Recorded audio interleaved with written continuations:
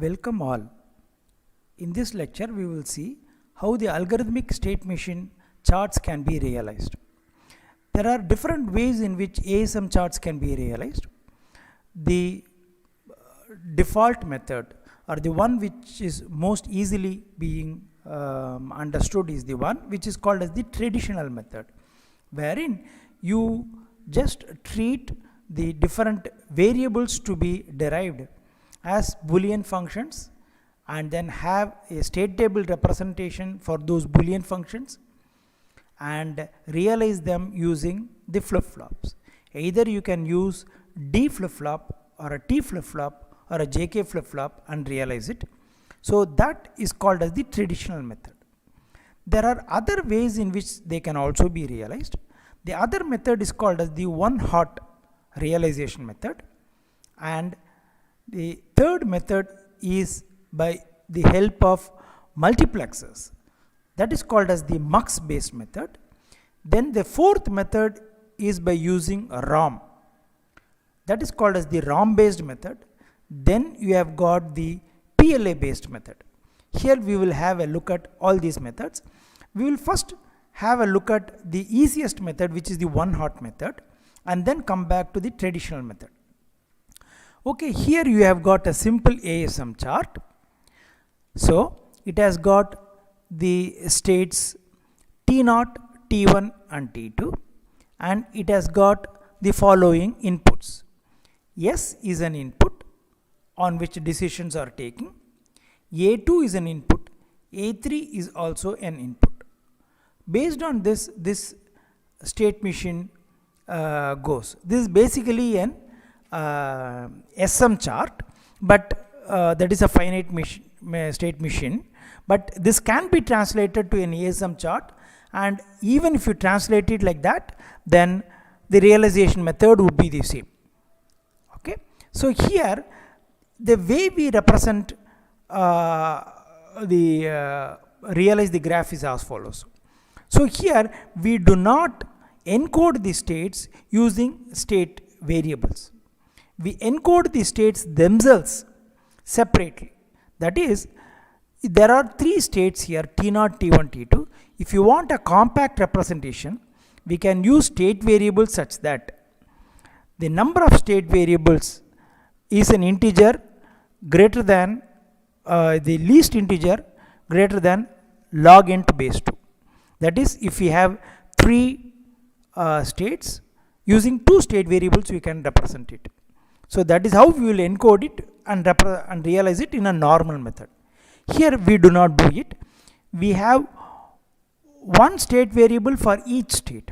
So there is a state variable T0, another state variable T1, another state variable T2. So at any given time the machine can be in only one of these states. That is represented by that state variable taking a value 1, all other state variable taking a value 0. That is, in our realization, if T0 variable is 1, T1 and T2 are 0, it means we are in state T0. If T2 alone is 1, then we are in state T2 and so on. So this is how we do it. So this, as you might see, will consume more hardware, but the realization process will be very simple, and any modification that you want to do on the realization will also be very easy.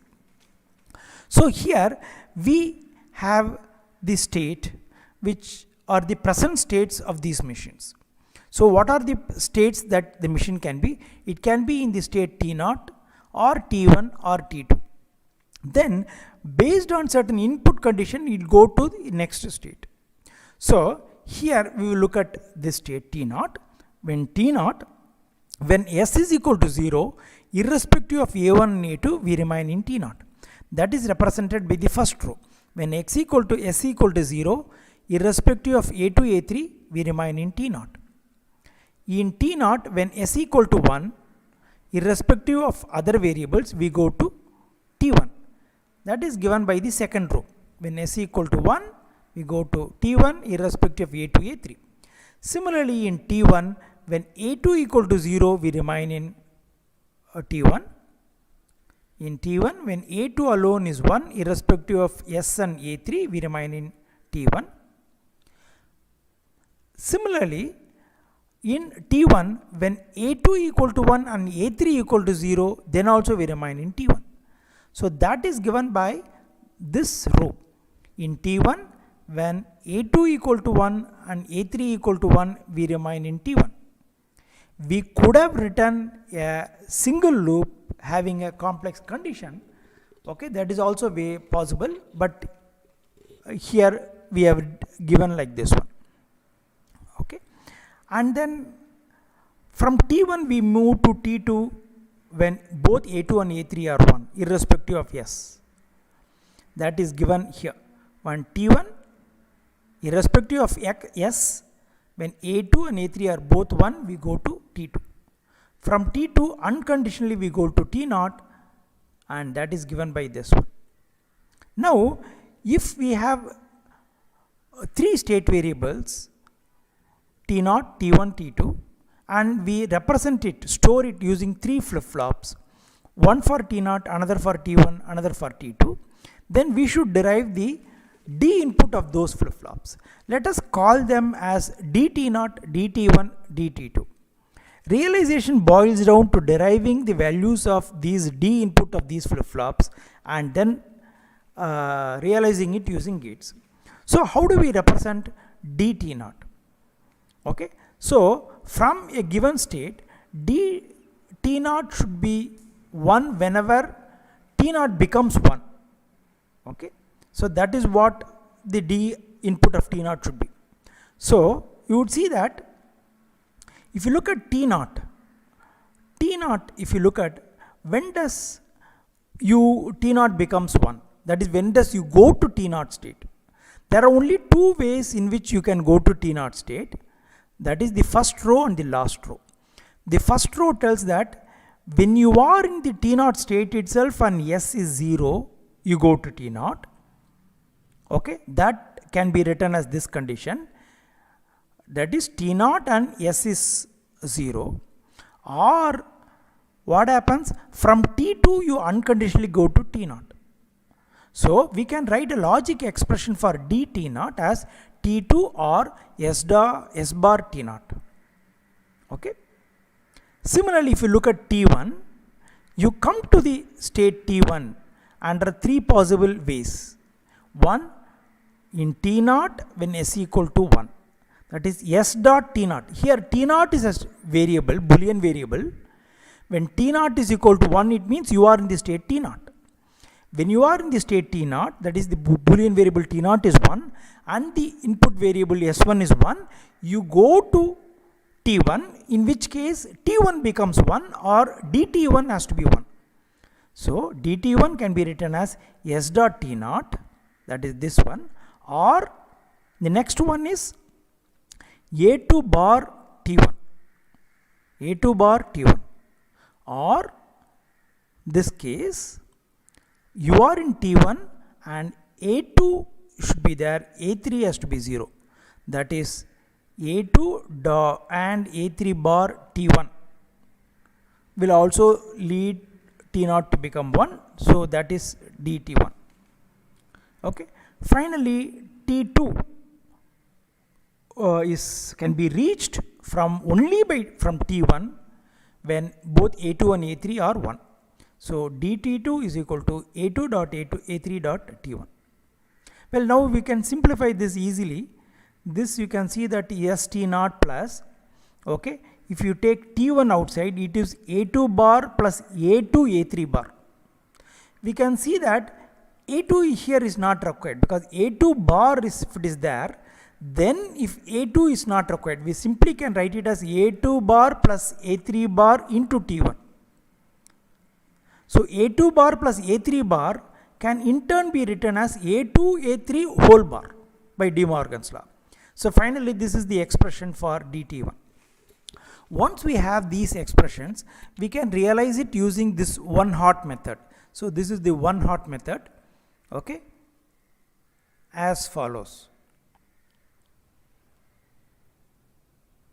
So we have got 3 flip-flops, one for T1, T0, another for T1, the third for T2. Their clocks are all tied here, and then this clear.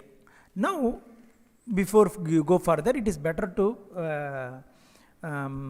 tell how this machine can be cleared. Normally, we will have a state 0, 0 in any ASM chart or ASM realization. So when we want the machine to be reset, we reset all the flip-flops or go to the state 0, 0, 0, 0, which is the S0 state usually. That can be done by tying up the reset input of all the flip-flops and taking it as a clear. So when we give a clear is equal to 0, all flip-flops will be set to 0, will be reset, or will take a value 0, 0, 0, and we will be in that state. But here in the one hot method state, we should always be in one of the states.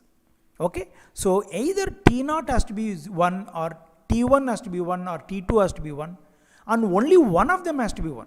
There are to be two conditions which has to be met. One variable, state variable, that is T0 or T1 or T2 has to be 1, and only one of them has to be 1. If all of them are 0, what does it mean? It means that in which state we are in, that cannot be figured out. And if two variables are 1, again, whether we are in the state T0 or T1, that is also meaningless. So we should always see to that only one and only one variable is 1. If you can see that so that is why when we clear the machines, we always clear, okay, only two. We have to somehow preset one flip-flop and clear other flip-flops to begin with. Arbitrarily you can preset any flip-flop and clear other flip-flops, but you should not clear all the flip-flops or preset all the, at least you should not, and also preset all the one. Only one has to be preset, others have to be clear. This is very important step you have to perform in one-hot method. This realization directly follows from this equation. You can see that what is a dt0? The D input of T0 is nothing but T2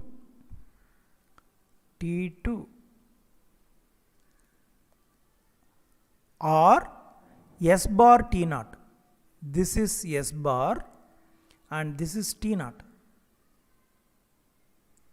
So that is T1 and dt1, this is dt1 is nothing but S dot T0, S dot T0, this is the T0,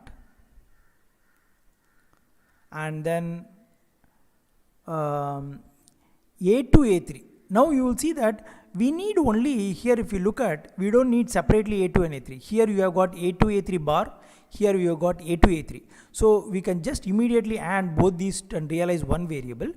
So when A2 A3 bar is there, as well as we have got T1 is there, okay, then under this condition or under this condition dt1 is set. If you look at d2 dt2, this one, it is either A2 A3 or T1. So that is the realization using one-hot method. Now if you want to realize it using the traditional method or flip-flop based method, we can do it by encoding the state compactly using the state variables, like the way you would normally do. So here is the state table of the one-hot method that we have written. These are the possible present states, symbolically written as T0, T1, T2, and these are the next state, and these are the input condition under which transition occur. Now let us encode it using state variables. That is, we can have two state variables, G0 and G1, encoding these T0, T1, T2. So when G0, G1 is 0, 0, it means T0. T1 means 0, 1, and T2 means, let us say, 1, 1. Okay, it can be 1, 0 or it can be 1, 1. Whichever way we want, we can encode it. So once we represent states, present state using G0, G0 and G1, next state, that is G0 plus and G1 plus, can also be written using this one. If the next state is T0, then G0 plus G1 plus is 0, 0, and for all these three things it is 0 1, okay, and T2 means 1 1, T0 means 0 0. So this is how it is. As you could see here, this is for one not method. T0, either only one of the variables is 1 at any given time, whether T0 is 1 or T1 is 1 or T2 is 1. So once we have this one, next you can realize it using any flip-flop. Here we have shown how JK flip-flop implementation is possible. So basically you have got G0, G1 are the present state variables. These are the input variables and these are the next state variables. No specific output is given. So you have to realize the values of the next state variable in terms of the present state variables and the input. So this is just Boolean functions of 5 variables. Okay. If you use JK flip-flops, then you can find the values of J and K input of the J1 flip-flop as well as J and K input of the G0 flip-flop.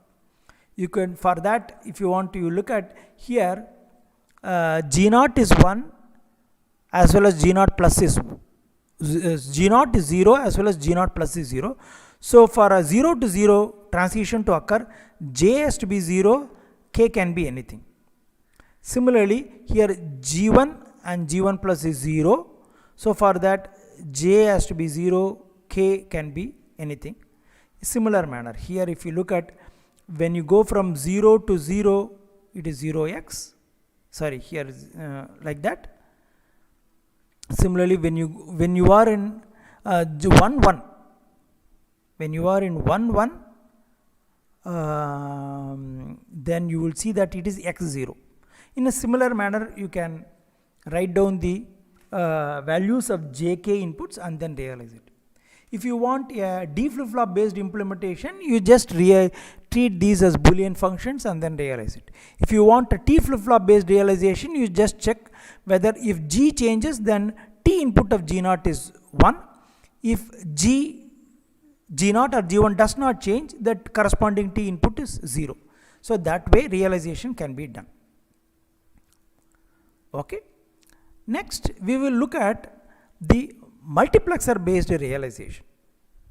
Okay. So this mux based realization is a popular method. We have already seen how this method can be used using the SM charts. Okay. Now we will see how the same method can be used for an ASM charts. Okay. That is, we have already seen for the state machines, Mealy and Moore. Now we will see for how for algorithmic state machines. So here if you look at, this is the algorithmic state machine ASM chart. You have the state T0, T1, T2, T3. They are encoded as 0 0, 0 1, 1 0 and 1 1. The decision variables are x, y, z and w, and the way it works can be easily understood. When w is equal to 0, we remain in T0, and w is equal to 1, we go to T1 and so on. Okay. So here what we do is, we have this kind of a table structure. Suppose what we are essentially going to do is that we are going to have, see here there are two state variables, G0 and G1. So we need two flip-flops to store the two state variables G0 and G1. The D input of these state variables are realized using multiplexers, and the control variables for these multiplexers are the one which we need to give. They are again G0, G1. That is, the present state is given as the control variables of the mux, and we will realize the D input of these muxes. For example, so here is one flip-flop for G1, another flip-flop for G0, and then what we do is, S0, the two control variables S0, S1 are nothing but the present state. G0 is S0 and G1 is S1. So when you are in a present state specified by G0, G1, then one of the input variable, when input line is given as the output line and given to the D input of this flip-flop. So what we have to do is, based on the conditioned on the value of G0 G1, you should find the value of D G1, and with that restriction you have to find out and connect it at the inputs of the mux. Okay. So with this basic realization in idea, now let us look at how this can be done. Okay. So suppose you are in the present state G0. So here what we have to do is, you should ask the following question. Suppose you are in a state T0 or T1 and T2. What are all the next state to which you can go, and under what input condition we can go? So the state table is arrived as follows. For every state we should write the following.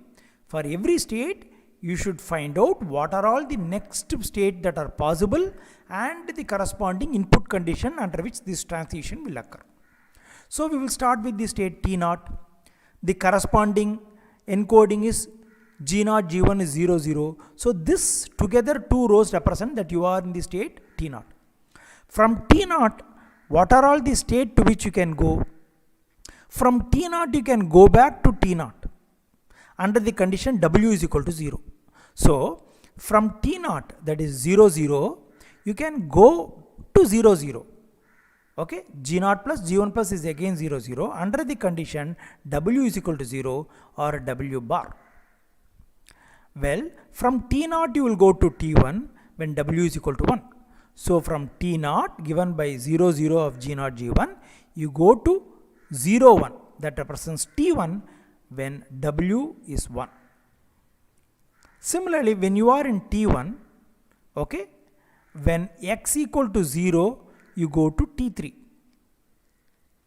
When x equal to 0 means x bar is 1, you go to T3. From T1 represented by given by T1 0 1, you go to T3 given by 1 1 when x equal to 0, that is this one.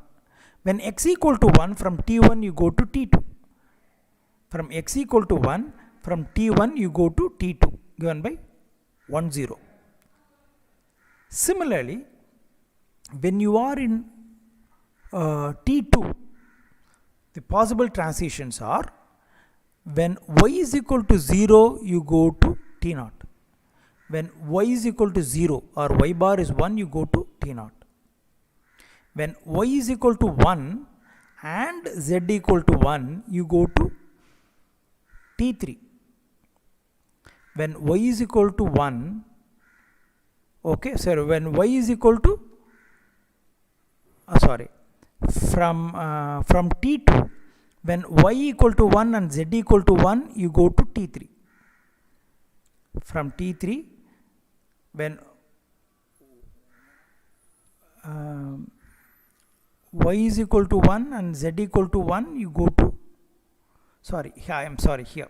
From T2, you go to T3 under the condition yz, y is equal to 1, z equal to 1. Okay. From T2, okay, when y equal to 1 and z equal to 0, you go back to T2. When y is equal to 1, z equal to 0, you go back to T2. Similarly, from T3 you can find out, when y and z both are 0, you go back to T3. When y bar z bar is true, then you go back to T3. From T3 you go to T1 when y is 0, z equal to 1. When y is 0, z equal to 1, you go back to T1 and so on. Similarly, you go back to T2 under the condition y is equal to 1. When y is equal to 1, you go to this one. So you have represented, okay, this ASM chart in the form of a state table like this one. This way of representing the state table is makes the realization using mux based method more amenable. That is why we have written it like this. Now what we can do is, we can also have another compact representation. When you are in state T naught, that is when the input to the mux is 0 0, okay, then what should be the input, D input, okay, for G naught as well as G1. That is what we have to find and put it here. Mux 0 is for G naught, mux 1 is for G1. So under this condition, what should be the D input for G naught and G1? So if you look at it, when you are in T naught condition, T naught state, then what we will do is G naught. If you look at G1, G1 is always 0. So mux 1 is always 0. Whereas G naught is 1 when W is 1. So it is nothing but W. Similarly, when you are in the state T1 given by 0 1, then G1 is always 1, or we can tell that G1 is X or X bar, which evaluates to 1. G naught, if you look at, it is nothing but X bar. G naught plus or DG naught has to be 1 when X equal to 0. So that is what is given here. So the third selector combination, for which we are in the that represents the state T2, okay, when the selector combinations are S1 S0, which are nothing but G1 G0 or 1 0, then under that condition, if you look at G0, okay, G0 is nothing but YZ. And what is G1? It is nothing but the OR of these two quantities, YZ bar plus YZ, which is nothing but Y. YZ bar plus YZ, which is Y. And the third one, T3. T3, where the selectors are 1 1, okay. G0 is given by the condition Y bar Z plus Y bar Z bar, which is nothing but Y bar. And if you look at this one, this was nothing but Y or Y bar Z bar. Again, Y, that can be written as Y or Z bar. Y bar is not required. Y or Z bar. So now we know how these are the inputs that we have to give to the mux. Okay. So this has to be given to the when selector line selects the input 0, this select the input 1 and so on.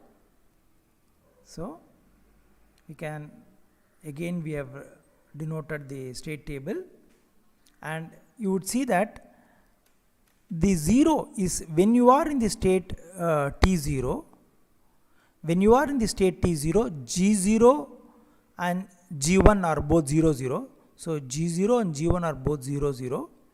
When you are here, okay, then this mux will always select this input and give it to the D input. This input and give it to the D input. So as you would see that mux 0, the input has to be W under this condition. So we tie W here. Whereas mux 1, it has to be 0. Similarly, if you look at this 1 should be given when the selector combination is 0 1. So this is 1 and this is X bar. When you are in the state T2, when G1 G0 is 1 0, okay, the corresponding input has to be Y, whereas here it has to be YZ. At last for T3, when you are in the state T3, for which S0 S1 will be 1 1, in which case this third input is the one which will be given out as the mux, which will go to the D input. So you would see that Y bar has to be given here and Y plus Z bar has to be given here. So this is how we will connect to the D flip-flop. If you want to find in what state you are at any given time, you can use a 2 to 4 decoder to find out which state you are in. Okay, so this is the mux based method. Then we have seen there are two other methods, ROM based and PLA based method, that can be easily being arrived at. So if you look at this table where we have got this part of the table where we have written the next value of the state variables as a function of the present state and the input. Okay, if you look at this one, this can be converted, okay, into a ROM table because you have got two functions of 5 variables. So what you need is that if there is no output, there are only two values, you have to realize it. So if you have a ROM which has got 5 address lines, which means 32 locations, in each one of them if it stores 2 bits, one for G0 plus and G1 plus, such a ROM can be used to store this entire state table itself. Then in turn the data lines of that ROM, which are G0 plus and G1 plus, can in turn be given to the two flip-flops G0 and G1. That is the ROM based realization. Then once we have these variables, functions being reduced using the Karnaugh reduction map technique, and if you write the logic expression for G0 plus and G1 plus in terms of these variables, then you can realize it using a PLA. Okay, so you have got two functions of 5 variables, you can realize it using a PLA, use a PLA table and then realize it using a PLA representation, which we have already seen. So I will not discuss it explicitly, I will give it as an homework for you to just try it out. Now what we will do is I will take a realistic example and then see for that example how an ASM chart can be derived and as well as a finite state machine model can be arrived at. So this is an example of how a game can be played using dice. So the rules of the games are given here. Okay, so try to remember it because as we go through the logic we will be using the rules. The rules are fairly very simple. Okay, so what we do is we have 2 dice and these dice have got 6-faced dice and they are marked, the faces are marked as 1 to 6, 1, 2, 3, 4, 5, 6 in each one of them. Together, if you roll these 2 dice and read out the faces, you will get a total count which can be from 2 to 12. Okay, so this is the count that we can obtain. So what we do is every time we roll a die and then we look at the face of the die, based on that the game progresses. So the game is as follows, we first roll it, okay, if the player wins, the player will win in the first throw if the sum of both the dice, if it is either 7 or 11. So in the first throw if the sum the player gets is either 7 or 11, straight away the player wins in the first roll itself. On the other hand, if the sum is either 2 or 3 or 12, immediately the player loses in the first row itself. If a player gets a value other than these 5 values, 2, 3, 12, 7, 11, the game continues. We call that value that of the roll as a point and we store this point. Okay, and then what we do is we let the player roll the die in subsequent roll until the player either wins or loses. In subsequently, how we declare the winning or losing is as follows. On the second or subsequent roll of the dice, the player wins if the sum equals his point, which means that after every throw, the value of that throw, which lies between 2 to 13, is stored in the point register. And if that point happens to be the value of the next throw, then the player wins, which means that if the player gets the same value in 2 subsequent throws, the player wins. But if the player loses whenever a player gets a sum as 7. So this is the unfortunate number. If that player gets, then the player loses. So this game is continued until the player finally wins or loses. So this is the game that we want to play, but we want to implement it using a digital circuit. So how can we implement it using digital circuit? Well, we don't have any such die as in the case of old Mahabharat. We are going to implement it using some digital circuit. The simplest way in which die can be implemented is as follows. Let us say we have got a push button. The player is supposed to press that button whenever the player wants to roll a die. So this pushing of the button is going to mimic rolling of the die. How it does is as follows. Let us say we have got 2 counters. These counters are then an up counter which can count from the number 1 to 6 as a modulo 7 counter. Of course, don't worry about number 0. Okay, it has got only counts 1 to 6, back to 1, and so on. So there are 2 such counters that are available, each one mimicking one die, and they are driven by a high speed clock, let us say by a 1 megahertz clock.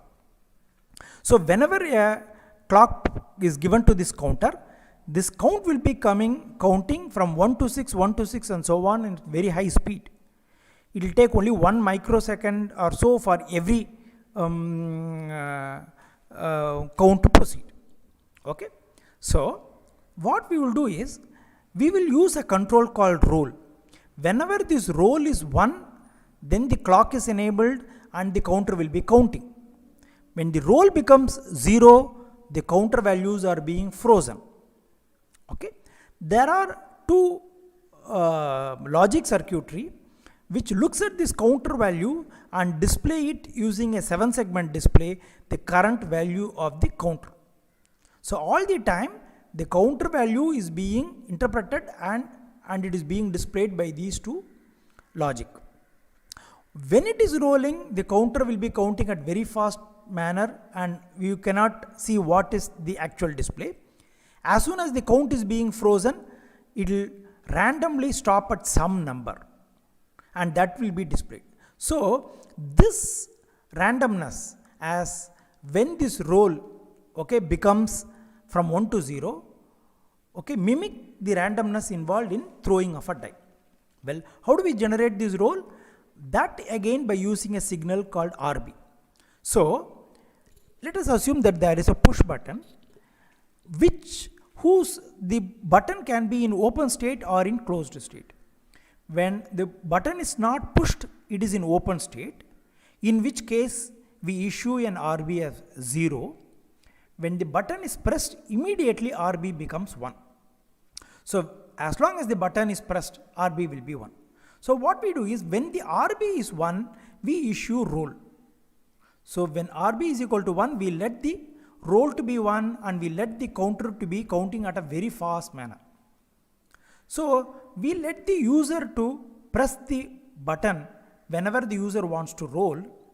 As you might know, when a human being presses a button, push button, he or she would take a matter of 1 to 2 seconds to actually press it and release it.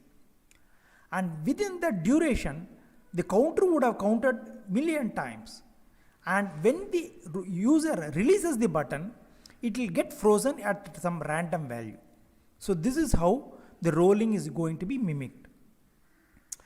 Okay. Anytime we can also reset the count using this reset one. Okay.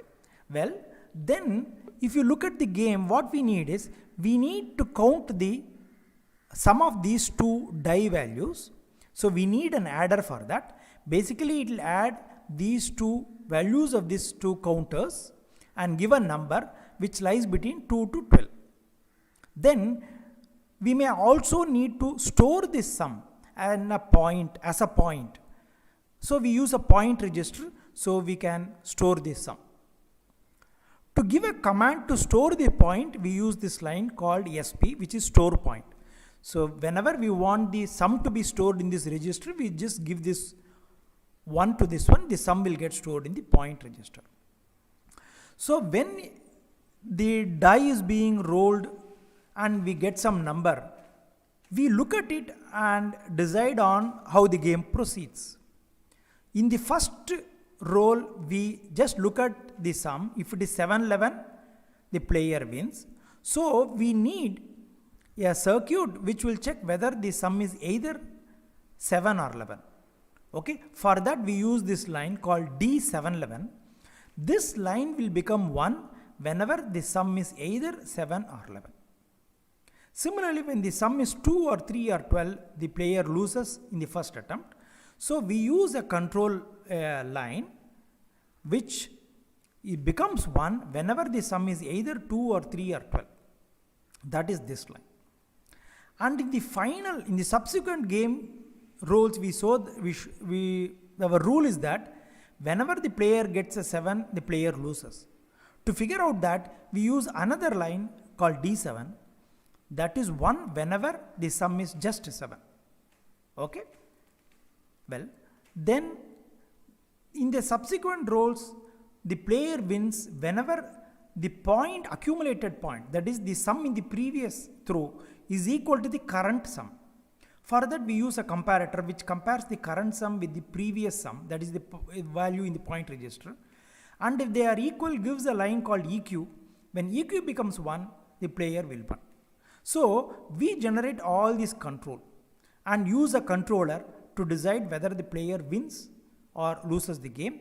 Accordingly, we have got two displays, win or lose button, maybe red or green or whatever it is, and then we will display it to the user as the game proceeds.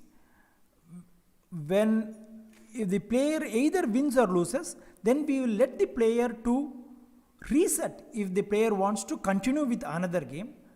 Okay, so for that the reset can be used. Now how do we translate it to an ASM chart? For that, first we will come up with a flow chart, which is a normal flow chart similar to your flow chart you will come up with for writing any program. This is not an ASM chart in the sense that it will not capture timing information. So just carefully go through it, because this is what differentiates a normal flow chart from an ASM chart. So here is a block which tells roll die. Okay.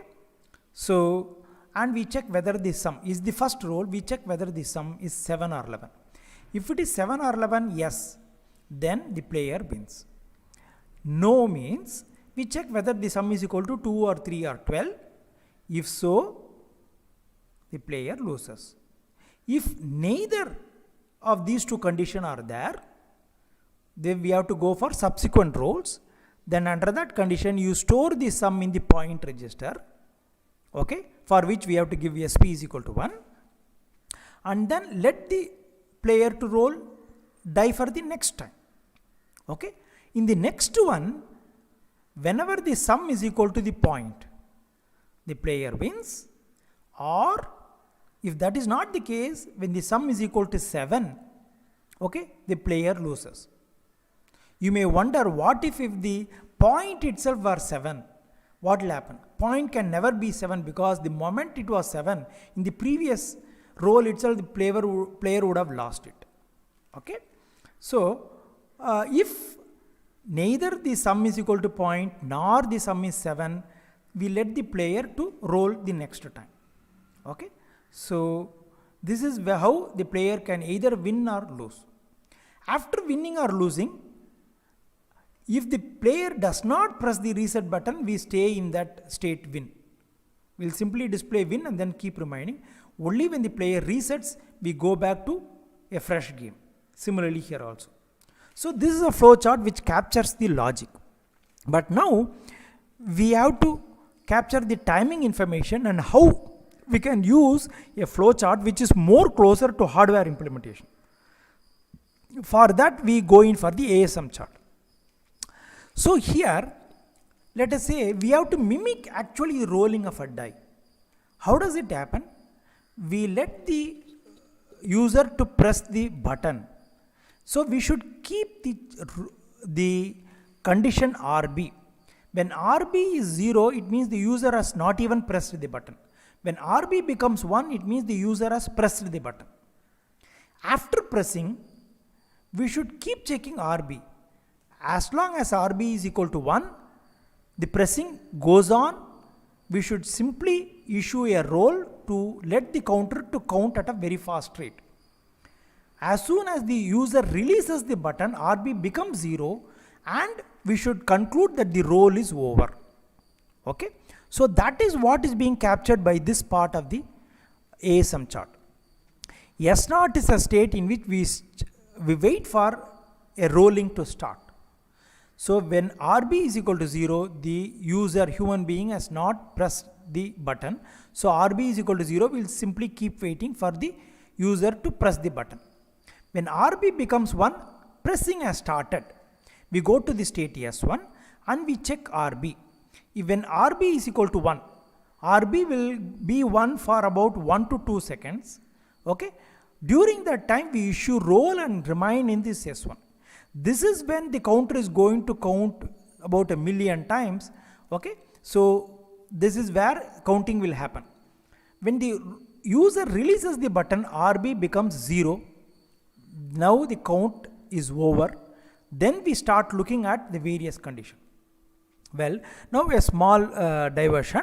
See, you might, this is actually the way actually when we implement a logic, okay, the simple condition of roll has to be taken care of by checking so many other things.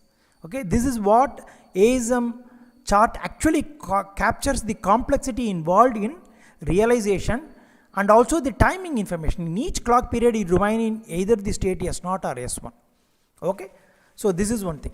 Finally, when a button is being released by a human being, okay, there is yet another problem one may encounter, that due to the mechanical vibration, the key may get pressed again and again many times before being finally released.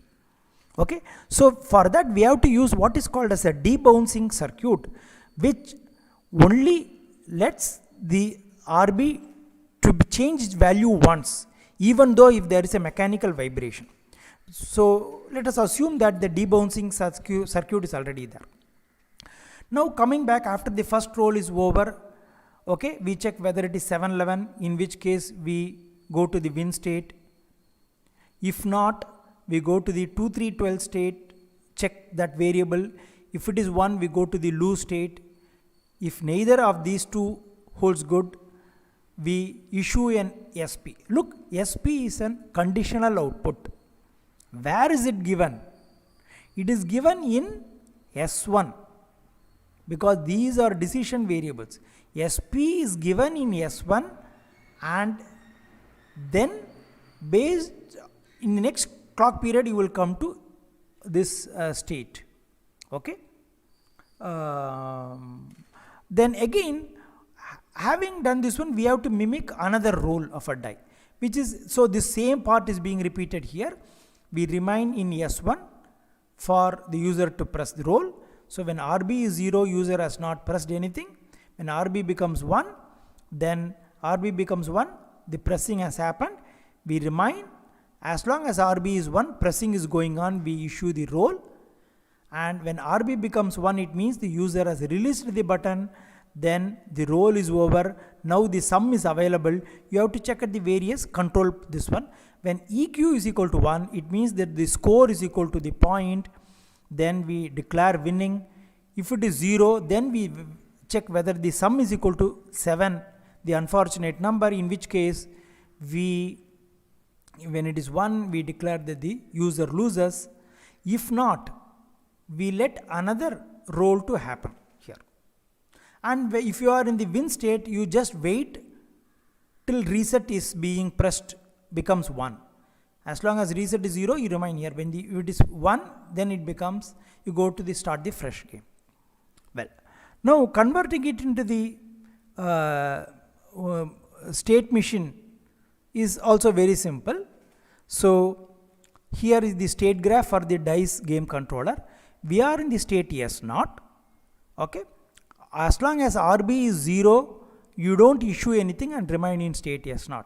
When RB becomes 1, the user has pressed the button, okay, you don't issue anything. This 0 means you don't issue any specific command, okay, and go to the state S1, and this is the state S1 in which the rolling, that is the counter is incrementing at a very fast rate, then the push button is under press.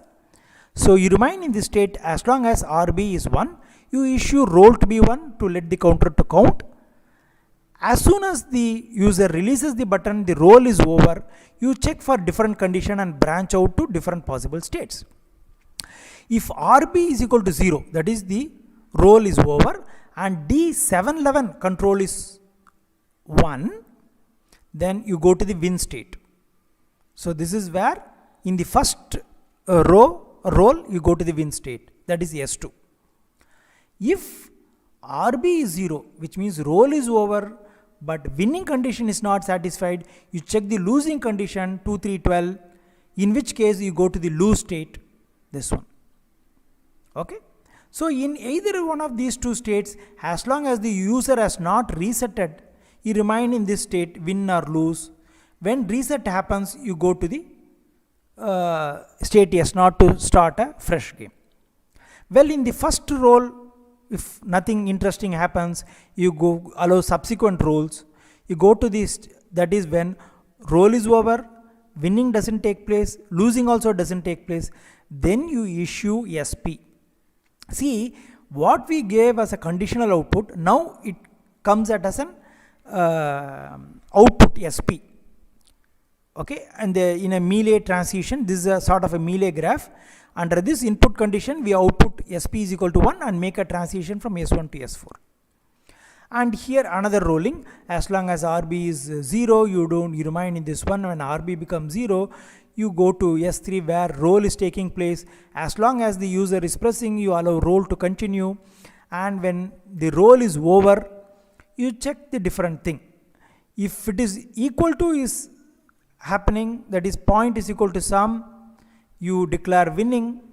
If 7 is being comes out of the sum, it is a lose. If none of these happens, you go to S4, which is the next rolling.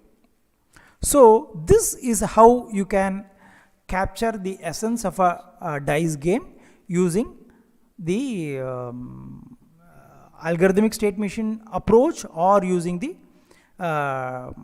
state graph. Then you can go about and realizing it using either one of these method.